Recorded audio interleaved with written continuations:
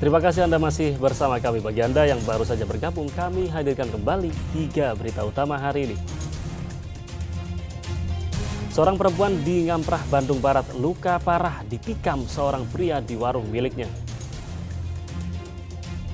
Hindari topan kanun, kontingen Jambore Pramuka sedunia asal Jawa Barat dievakuasi pemerintah Korea Selatan ke tempat yang lebih aman. Sambut hari ulang tahun ke-78 Republik Indonesia, seorang kuli bangunan di Bojong Picung, Cianjur bentangkan bendera merah putih raksasa.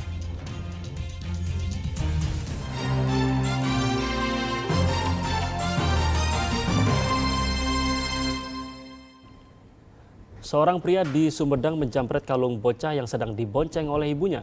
Beruntung sang anak tak jatuh dari motor. Pelaku ditangkap setelah dikejar warga sejauh 1 km.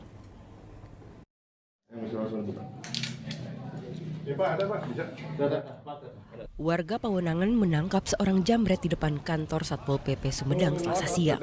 Dari tangan pelaku ditemukan kalung dan liontin emas hasil menjambret seorang bocah perempuan yang masih duduk di bangku sekolah dasar.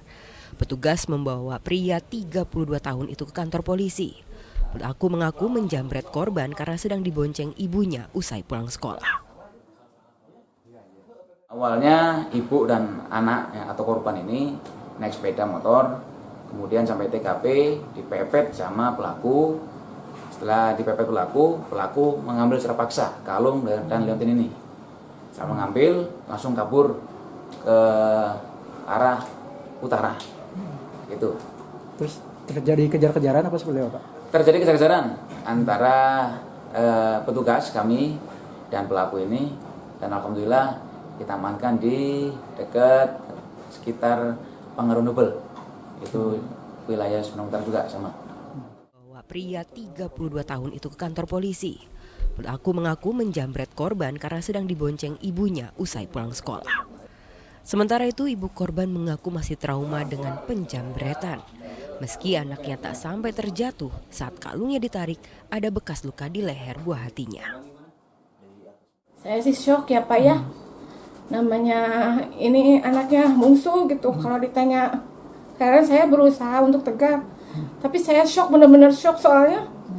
Gimana kalau pas narik itu anak saya jatuh, terus alhamdulillah enggak. Gimana kalau lagi saya ngejar, saya tertabak lagi, saya udah kayak apalah, saya ngejar orang itu, saya berusaha untuk ngejar gitu. Emang sih harta mah ya Pak ada baliknya, tapi kan anak itu. Tadi sekarang dia baru bisa ngomong. Tadi mah dia jadi jerit, Pak. Kini Ambari harus mempertanggungjawabkan perbuatannya.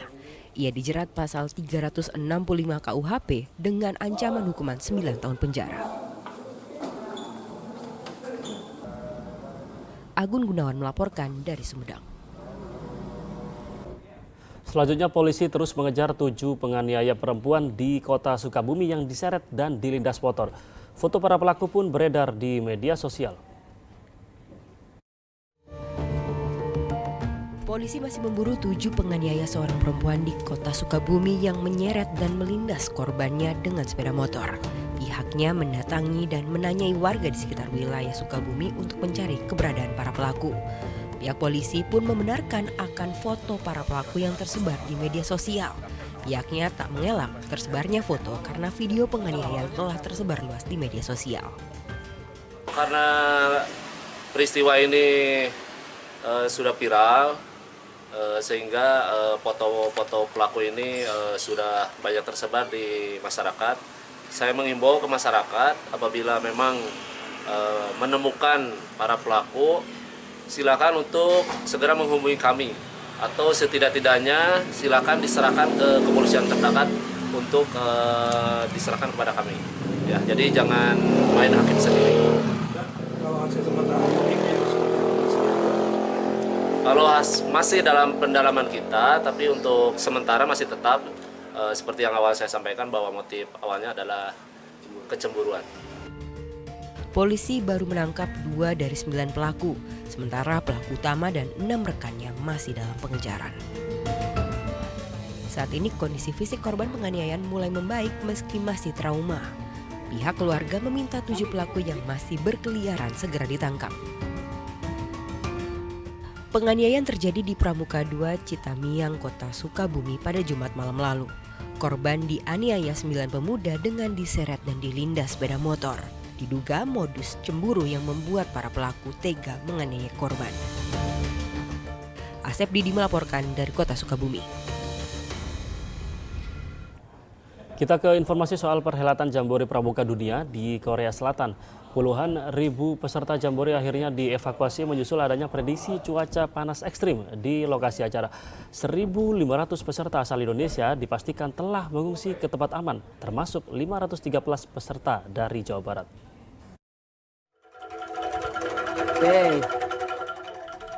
Bermain angklung jadi salah satu kegiatan peserta Jambore Pramuka asal Jawa Barat di bumi perkemahan Saemanggum, Korea Selatan.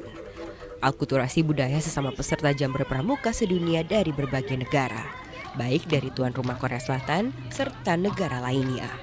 Namun cuaca panas ekstrim di daerah Jambore karena topan Kanum yang diprediksi pada 9 hingga 10 Agustus membuat para peserta dievakuasi ke tempat yang lebih aman.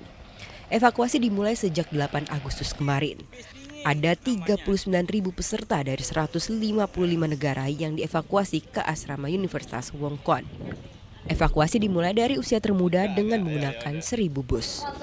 Untuk kontingen Indonesia dipastikan seluruhnya aman terevakuasi pada 8 Agustus petang waktu setempat. Ketua Kuarder Gerakan Pramuka Jawa Barat yang menjenguk kondisi para peserta di tempat baru memastikan seluruh peserta Jambore dari Jawa Barat dalam kondisi baik. Bagaimana situasi saja saya agak kaget juga, ternyata di sana gersang sekali gitu ya. Tapi mereka tidak mengeluh. Tadi saya coba cek satu-satu, mereka baik-baik aja. Saya tanya mereka happy nggak? Happy. Di sana happy nggak? Happy juga gitu. Jadi mereka nggak ada masalah. Oleh karenanya saya tadi juga menitipkan pesan ke mereka bahwa ini adalah momen mereka gitu ya, tidak akan kembali lagi. Momen seperti ini mereka jadi bagian daripada Jambore Dunia ke-25 ini. Aduh, ini sebuah privilege sekali gitu ya. Nah, oleh karenanya dimanfaatkan tentu saja. Nah, yang kedua adalah saya ucapkan terima kasih sama kakak-kakak semua, Kak Fajar semua, Kak Opik dan lain-lain. Kenapa? Karena saya tahu akan sangat berat buat kakak-kakak semua untuk mendampingi anak-anak gitu ya. Khususnya di usia mereka dengan situasi yang berasal dari latar belakang yang berbeda ya. Ada juga mungkin yang manja di rumah dan sebagainya, itu luar biasa tangguh. Kita salut banget, kita di sana cuma bisa mendoakan. Nah, tapi ternyata semuanya sudah sirna ya ketika saya sudah melihat mereka happy, mereka bahagia dan mereka mengatakan kami siap sampai terakhir dengan penuh semangat. Untuk memastikan kondisi para peserta, pengurus kuartir cabang Pramuka Kota Bogor juga menghubungi peserta lewat sambungan video conference. Diketahui ada 16 peserta asal Kota Bogor yang ikut kegiatan ini.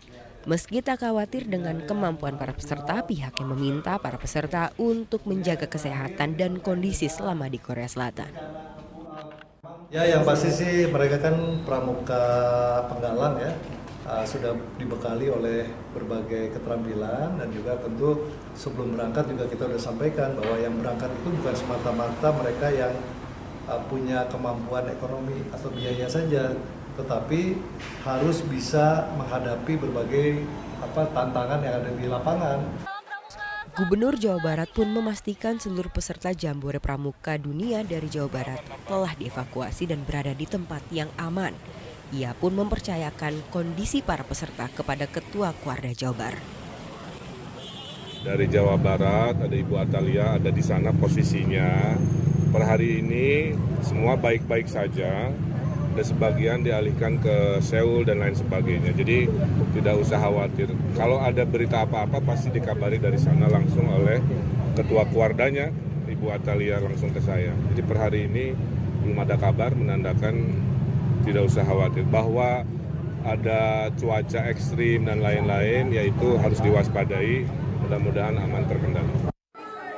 Kegiatan Jambore akan berlangsung dengan mengunjungi sejumlah tempat wisata. Penutupan akan digelar sesuai jadwal pada 11 Agustus mendatang di Sangam World Cup Stadion Seoul. Sementara untuk pemulangan kontingen Indonesia dari Korea Selatan dimulai pada 12 hingga 14 Agustus 2023. Tim Liputan melaporkan. Berbicara soal cuaca ekstrim di musim kemarau kali ini, warga Garut mengalami kesulitan air bersih. Sumur di rumah dan milik pemerintah desa pun mengering. Masjid pun ramai karena jadi satu-satunya sumber air bersih di desa tersebut. Sejak 3 minggu terakhir, warga Pendu Garut harus mengantri air bersih di Masjid Jami. Tak sekedar mengambil air, beberapa warga bahkan sampai mencuci perabotan dapur mereka di masjid. Ya, masjid di desa ini jadi satu-satunya tempat yang masih tersedia air bersih di musim kemarau saat ini. Ratusan warga pun memanfaatkan air masjid untuk kebutuhan sehari-hari. Ya, nggak ada air lagi sih selain sini. Ini udah berapa lama teh? Hampir 3 minggu lah, kurang lebih 3 minggu. Kalau untuk air minum itu ngambil airnya kemana teh? Sama di sini. Ngambil juga di sini. Ya, Kalau di tempat ini teh ngantri nggak teh? sampai enak banget. Itu yang apa saja teh kalau yang di sini teh? Yang ambil air, yang nyuci, yang piring. Kalau yang mandi teh? Ada yang mandi ke sini banyak. Rata-rata sumur di rumah warga mulai mengering sejak sebulan terakhir. Biarpun masih ada, rata-rata airnya mulai berkurang sehingga mau tidak mau warga mengambil air di masjid. 2 titik cuman sekarang hampir mengalami kekurangan. Alhamdulillah ada, cuman sampai saat ini kondisi airnya agak turun. Jadi masyarakat hampir semua mengambil dari titik yang ada di sini. Warga berharap ada bantuan dari pemerintah untuk air bersih karena sumur milik pemerintah desa mulai kering. Eko Setiabudi melaporkan dari Garut.